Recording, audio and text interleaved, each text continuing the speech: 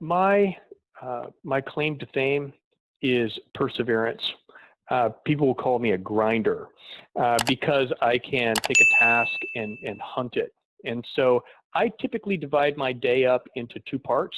I do start in the morning and work through. I try not to do email, try to do thought work and things when I'm fresh first thing in the morning. When I get to the afternoon is where I'll spend more time doing email and sort of the kind of production level, got to get it done, administrative work. And then in the evening, I come back, and that has two purposes, really. I get my important family time in without running through my whole day.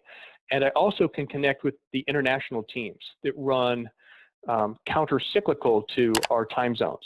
So that's very helpful. So I typically put in 2 to 3 hours in the evening time, making sure that I queue up work and connect with other groups.